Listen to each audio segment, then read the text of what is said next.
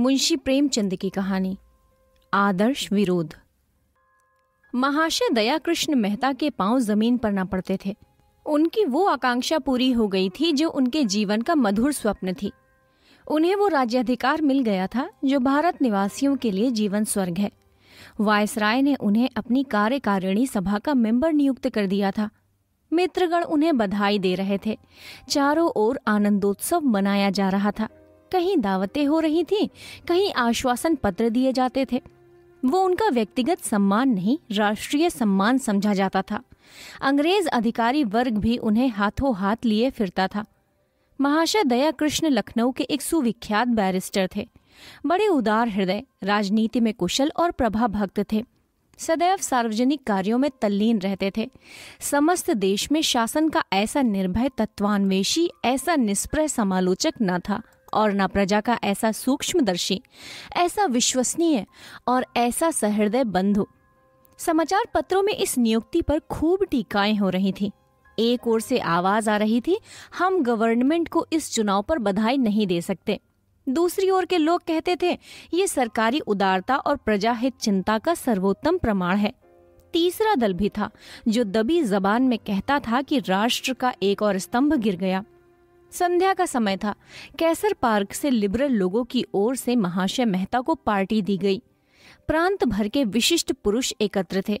भोजन के पश्चात सभापति ने अपनी वक्तृता में कहा, हमें पूरा विश्वास है कि आपका अधिकार प्रवेश प्रजा के लिए हितकर होगा और आपके प्रयत्नों से उन धाराओं में संशोधन हो जाएगा जो हमारे राष्ट्र के जीवन में बाधक हैं। महाशय मेहता ने उत्तर देते हुए कहा, राष्ट्र के कानून वर्तमान परिस्थितियों के अधीन होते हैं। जब तक परिस्थितियों में परिवर्तन न हो, कानून में सुव्यवस्था की आशा करना भ्रम है। सभा विसर्जित हो गई। एक दल ने कहा, कितना न्याययुक्त और प्रशंसनीय राजनीतिक विधान है। दूसरा पक्ष बोला, आ गए जाल में। तीसरे दल ने नैराश्यपूर्ण भाव से सिर हिला दिया पर मुंह से कुछ न कहा। मिस्टर दयाकृष्ण को दिल्ली आए हुए 1 महीना हो गया। फागुन का महीना था।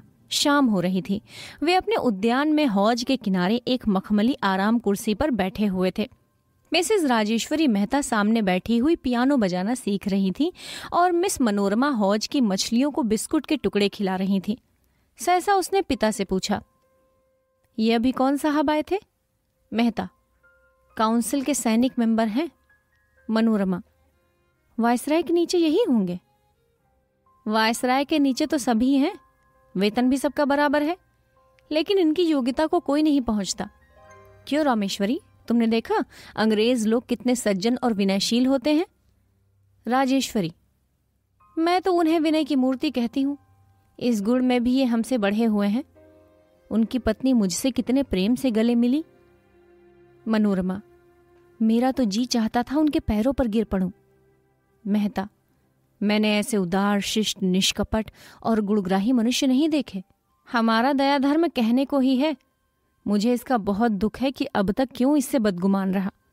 सामान्यतः इनसे हम लोगों को जो शिकायतें हैं उनका कारण पारस्परिक सम्मिलन का ना होना है, एक दूसरे के स्वभाव और प्रकृति से परिचित नहीं। राजेश्वरी, एक यूनियन क्लब की बड़ी आवश्यकता है जहां दोनों जातियों के लोग सहवास का आनंद उठावें। मिथ्या देश भाव को मिटाने का एकमात्र यही उपाय है। मेहता, मेरा भी यही विचार है। 7 बज रहे हैं। व्यवसाय मंडल के जलसे का समय आ गया। भारत निवासियों की विचित्र दशा है।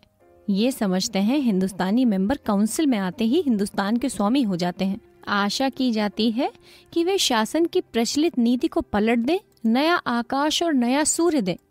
उन सीमाओं पर विचार नहीं किया जाता जिसके अंदर मेंबरों को काम करना पड़ता है। राजेश्वरी, इसमें उनका दोष नहीं है। संसार की ये रीति है कि लोग अपनों से सभी प्रकार की आशा रखते हैं। अब तो काउंसिल के आधे मेंबर हिंदुस्तानी हैं। क्या उनकी राय का सरकार की नीति पर असर नहीं हो सकता? मेहता, अवश्य हो सकता है और हो रहा है, किंतु उस नीति में परिवर्तन नहीं किया जा सकता। आधे नहीं, अगर सारे मेंबर हिंदुस्तानी हो तो भी वे नई नीति का उद्घाटन नहीं करेंगे। वे कैसे भूल जावें कि काउंसिल में उनकी उपस्थिति केवल सरकार की कृपा और विश्वास पर निर्भर है।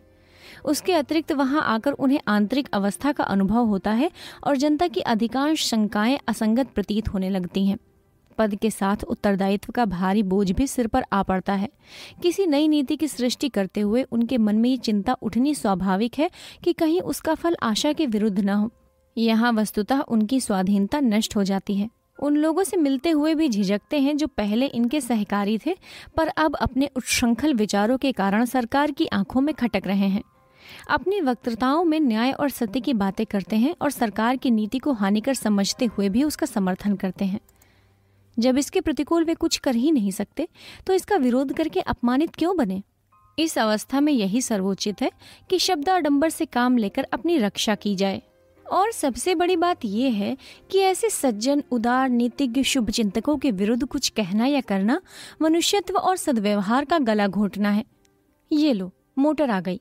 चलो, व्यवसाय मंडल में लोग आ गए होंगे। ये लोग यहाँ पहुंचे तो करतल ध्वनि होने लगी। सभापति महोदय ने एड्रेस पढ़ा, जिसका निष्कर्ष ये था कि सरकार को उन शिल्प कलाओं की रक्षा करनी चाहिए जो अन्य देशीय प्रतिद्वंदता के कारण मिटी जाती है। राष्ट्र की व्यावसायिक उन्नति के लिए नए नए कारखाने खोलने चाहिए और जब वे सफल हो जावें तो उन्हें व्यावसायिक संस्थाओं के हवाले कर देना चाहिए। उन कलाओं की आर्थिक सहायता करना भी उनका कर्तव्य है जो अभी शैशवावस्था में है, जिससे जनता का उत्साह बढ़े। मेहता महोदय ने सभापति को धन्यवाद देने के पश्चात सरकार की औद्योगिक नीति की घोषणा करते हुए कहा, आपके सिद्धांत निर्दोष हैं, किंतु उनको व्यवहार में लाना नितांत दुस्तर है। गवर्नमेंट आपको सम्मति प्रदान कर सकती है, लेकिन व्यावसायिक कार्यों में अग्रसर बनना जनता का काम है। आपको स्मरण रखना चाहिए कि ईश्वर भी उन्हीं की सहायता करता है जो अपनी आप सहायता करते हैं। आप में आत्मविश्वास, औद्योगिक उत्साह का अभाव है। पग पग पर सरकार के सामने हाथ फैलाना अपनी अयोग्यता और अकर्मण्यता की सूचना देना है। दूसरे दिन समाचार पत्रों में इस वक्तृता पर टीकाएं होने लगी। एक दल ने कहा, मिस्टर मेहता की स्पीच ने सरकार की नीति को बड़ी स्पष्टता और कुशलता से निर्धारित कर दिया है। दूसरे दल ने लिखा, हम मिस्टर मेहता की स्पीच पढ़कर स्तंभित हो गए। व्यवसाय मंडल ने वही पथ ग्रहण किया जिसके प्रदर्शक स्वयं मिस्टर मेहता थे। उन्होंने उस लोकोक्ति को चरितार्थ कर दिया कि नमक के खान में जो कुछ जाता है नमक हो जाता है। तीसरे दल ने लिखा, हम मेहता महोदय के इस सिद्धांत से पूर्ण सहमत हैं कि हमें पग पग पर सरकार के सामने दीन भाव के हाथ न फैलाने चाहिए। ये वक्तृता उन लोगों की आंखें खोल देगी जो कहते हैं कि हमें योग्यतम पुरुषों को काउंसिल में भेजना चाहिए। व्यवसाय मंडल के सदस्यों पर दया आती है जो आत्मविश्वास का उपदेश ग्रहण करने के लिए कानपुर से दिल्ली गए थे। चैत का महीना था। शिमला आबाद हो चुका था। मेहता महाशय अपने पुस्तकालय में बैठे हुए पढ़ रहे थे कि राजेश्वरी ने आकर पूछा, ये कैसे पत्र हैं? मेहता, ये आय व्यय का मसविदा है, आगामी सप्ताह में काउंसिल में पेश होगा। उनकी कई मदें ऐसी हैं जिन पर मुझे पहले भी शंका थी और अब भी है। अब समझ में नहीं आता कि इस पर अनुमति कैसे दूं। ये देखो, 3 करोड़ रुपए उच्च कर्मचारियों के वेतन वृद्धि के लिए रखे गए हैं। वहाँ कर्मचारियों के वेतन पहले से ही बढ़ा हुआ है। इस वृद्धि की जरूरत नहीं, पर बात जबान पर कैसे लाऊं? जिन्हें इससे लाभ होगा वे सभी नित्य के मिलने वाले हैं। सैनिक व्यय में 20 करोड़ रुपए बढ़ गए हैं। जब हमारी सेनाएं अन्य देशों में भेजी जाती हैं तो विदित ही है कि हमारी आवश्यकता से अधिक है, लेकिन इस मद का विरोध करूं तो काउंसिल मुझ पर उंगलियां उठाने लगे। राजेश्वरी, इस भय से चुप रह जाना भी तो उचित नहीं। फिर तुम्हारे यहाँ आने का लाभ ही क्या होगा? मेहता, कहना तो आसान है पर करना कठिन है। यहाँ जो कुछ आदर सम्मान है सब हाँ हुजूर में है। वायसराय की निगाह जरा तिरछी हो जाए तो कोई पास न फटके, नक्कू बन जाऊं। ये लो, राजा भद्र बहादुर सिंह जी आ गए। राजेश्वरी, शिवराजपुर कोई बड़ी रियासत है? हाँ, 15 लाख वार्षिक से कम आय न होगी और फिर स्वाधीन राज्य है। राजेश्वरी, राजा साहब मनोरमा की ओर बहुत आकर्षित हो रहे हैं। मनोरमा को भी उनसे प्रेम होता जान पड़ता है। मेहता, ये संबंध हो जाए तो पूछना ही क्या। ये मेरा अधिकार है जो राजा साहब को इधर खींच रहा है। लखनऊ में ऐसे सुअवसर कहाँ थे? वो देखो, अर्थ सचिव मिस्टर कॉक आ गए। कॉक मिस्टर मेहता से हाथ मिलाते हुए, मिसेस मेहता, मैं आपके पहनावे पर आसक्त हूं।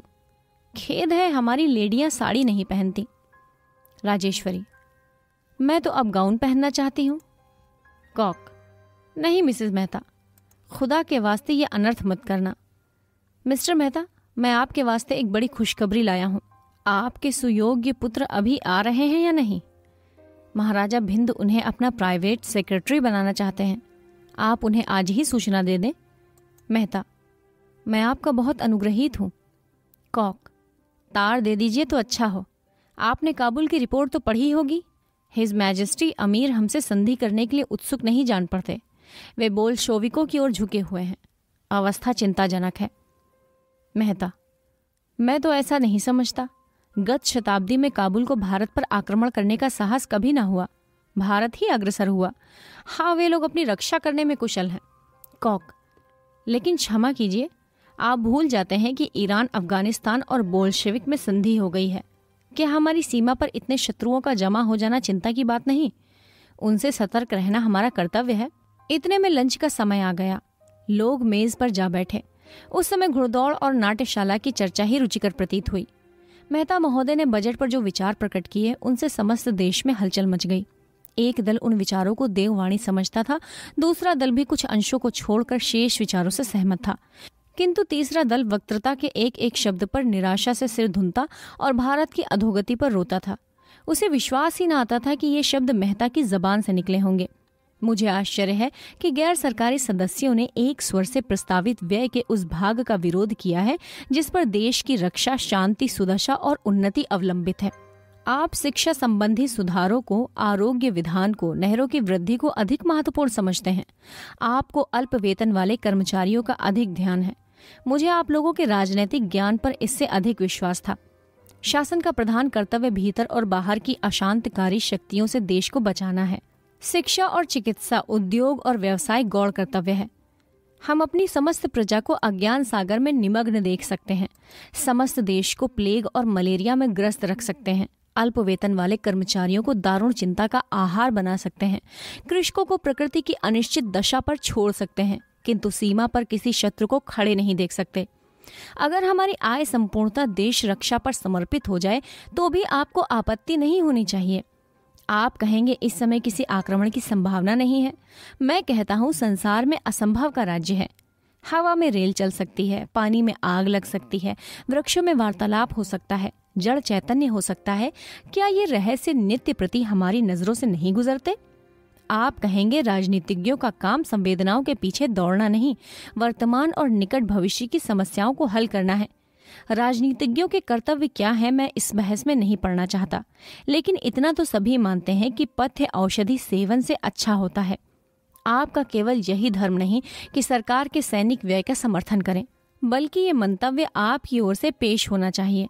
आप कहेंगे कि स्वयं सेवकों की सेना बढ़ाई जाए। सरकार को हाल के महासंग्राम में इसका बहुत ही खेदजनक अनुभव हो चुका है। शिक्षित वर्ग विलासपूर्ण, साहसहीन और स्वार्थ प्रेमी है। देहात के लोग शांति प्रिय, संकीर्ण हृदय और गृहसेवी हैं। उनमें वो आत्मत्याग कहाँ, वो वीरता कहाँ? और शायद मुझे याद दिलाने की जरूरत नहीं कि किसी शांति प्रिय जनता को आप 2-4 वर्षों में रणकुशल और समर प्रवीण नहीं बना सकते। जेठ का महीना था, लेकिन शिमले में न लू की ज्वाला थी न धूप का ताप। महाशय मेहता विलायती चिट्ठियां खोल रहे थे। बालकृष्ण का पत्र देखते ही फड़क उठे, लेकिन जब उसे पढ़ा तो मुखमंडल पर उदासी छा गई। पत्र लिए हुए राजेश्वरी के पास आए। उसने उत्सुक होकर पूछा, बाला का पत्र आया? मेहता, हाँ ये है। कब आ रहे हैं? आने जाने के विषय में कुछ लिखा नहीं, बस सारे पत्र में मेरे जाति द्रोह और दुर्गति का रोना है। उसकी दृष्टि में मैं जाति का शत्रु, धूर्त, स्वार्थांत, दुरात्मा सब कुछ हूँ। मैं नहीं समझता कि उसके विचारों में इतना अंतर कैसे हो गया। मैं तो उसे बहुत ही शांत प्रकृति, गंभीर, सुशील, सच्चरित और सिद्धांत प्रिय नवयुवक समझता था और उस पर गर्व करता था। और फिर ये पत्र लिखकर ही उसे संतोष नहीं हुआ। उसने मेरी स्पीच की विस्तृत विवेचना एक प्रसिद्ध अंग्रेजी पत्रिका में छपवाई है। इतना कुशल हुआ कि वो लेख अपने नाम से नहीं लिखा, नहीं तो मैं कहीं मुंह दिखाने लायक नहीं रहता। मालूम नहीं ये किन लोगों की कुसंगति का फल है। महाराज भिंद की नौकरी उसके विचार में गुलामी है। राजा भद्र बहादुर सिंह के साथ मनोरमा का विवाह घृणित और अपमानजनक है। उसे इतना साहस है कि मुझे धूर्त, मक्कार, ईमान बेचने वाला कुलद्रोही कहे। ये अपमान, मैं उसका मुंह नहीं देखना चाहता। लाओ जरा इस पत्र को मैं भी देखूं। वो तो इतना मुंह फटना था। ये कहकर उसने पति के हाथ से पत्र लिया और 1 मिनट में आद्यांत पढ़कर बोली, ये सब कटु बातें कहाँ हैं? मुझे तो इसमें एक भी अपशब्द नहीं मिलता। भाव देखो, शब्दों पर ना जाओ। जब तुम्हारे और उसके आदर्शों में विरोध है तो उसे तुम पर श्रद्धा क्यों कर हो सकती है? लेकिन मेहता महोदय जामे से बाहर हो रहे हैं। राजेश्वरी की सहिष्णुपूर्ण बातों से वह और भी जल उठे। दफ्तर में जाकर उसी क्रोध में पुत्र को पत्र लिखने लगे, जिसका एक एक शब्द छुरी और कटार से ज्यादा तीखा था। उपर्युक्त घटना के 2 सप्ताह पीछे मिस्टर मेहता की विलायती डाक खोली तो बाल कृष्ण का कोई पत्र न था। समझे मेरी चोटें काम कर गईं। आ गया सीधे रास्ते पर, तभी तो उत्तर देने का साहस नहीं हुआ। लंदन टाइम्स की चिट फाड़ी और तार की खबरें देखने लगे। सहसा उनके मुंह से एक आहा निकली। पत्र छूटकर गिर पड़ा। पहला समाचार था, लंदन में भारतीय देशभक्तों का जमाव, ऑनरेबल मिस्टर मेहता की वक्तृता पर असंतोष, मिस्टर बालकृष्ण मेहता का विरोध और आत्महत्या। गत शनिवार को बैक्सटन हॉल में भारतीय युवकों और नेताओं की एक बड़ी सभा हुई। सभापति मिस्टर तालिबजा ने कहा, हमको बहुत खोजने पर भी काउंसिल के किसी अंग्रेज मेंबर की वक्तृता में ऐसे मर्मभेदी, ऐसे कठोर शब्द नहीं मिलते। हमने अब तक किसी राजनीतिज्ञ के मुख पर ऐसे भ्रांतिकारक, ऐसे निरंकुश विचार नहीं सुने। इस वक्तृता ने सिद्ध कर दिया कि भारत के उद्धार का कोई उपाय है तो वो स्वराज्य है, जिसका आशय है मन और वचन की पूर्ण स्वाधीनता। क्रमागत उन्नति पर से यदि हमारा एतबार अब तक नहीं उठा तो अब उठ गया। हमारा रोग असाध्य हो गया है। अब ये चूर्णों और अवलेहों से अच्छा नहीं हो सकता। उससे निवृत्त होने के लिए हमें कायाकल्प की आवश्यकता है। ऊंचे राज्यपद हमें स्वाधीन नहीं बनाते, बल्कि हमारी आध्यात्मिक पराधीनता को और पुष्ट कर देते हैं। हमें विश्वास है कि ऑनरेबल मिस्टर मेहता ने जिन विचारों का प्रतिपादन किया है उन्हें वे अंतःकरण से मिथ्या समझते हैं, लेकिन सम्मान, लालसा, श्रेय, प्रेम और पदानुराग ने उन्हें अपनी आत्मा का गला घोटने पर बाध्य कर दिया है। किसी ने उच्च स्वर में कहा, यह मिथ्या दोषारोपण है। लोगों ने विस्मित होकर देखा तो मिस्टर बालकृष्ण अपनी जगह पर खड़े थे। क्रोध से उनका शरीर कांप रहा था। वे बोलना चाहते थे, लेकिन लोगों ने उन्हें घेर लिया और उनकी निंदा और अपमान करने लगे। सभापति ने बड़ी कठिनाई से लोगों को शांत किया, किंतु मिस्टर बालकृष्ण वहां से उठकर चले गए। दूसरे दिन जब मित्रगण बालकृष्ण से मिलने गए तो उनकी लाश फर्श पर पड़ी हुई थी। पिस्तौल की 2 गोलियां छाती से पार हो गई थीं। मेज पर उनकी डायरी खुली पड़ी थी। उस पर ये पंक्तियां लिखी हुई थी, आज सभा में मेरा गर्व दलित हो गया। मैं ये अपमान नहीं सह सकता। मुझे अपने पूज्य पिता के प्रति ऐसे कितने ही निंदा सूचक दृश्य देखने पड़ेंगे। इस आदर्श विरोध का अंत ही कर देना अच्छा है। संभव है मेरा जीवन उनके निर्दिष्ट मार्ग में बाधक है। ईश्वर मुझे बल प्रदान करे। मुंशी प्रेमचंद की कहानी आदर्श विरोध। कथावाचक सोना।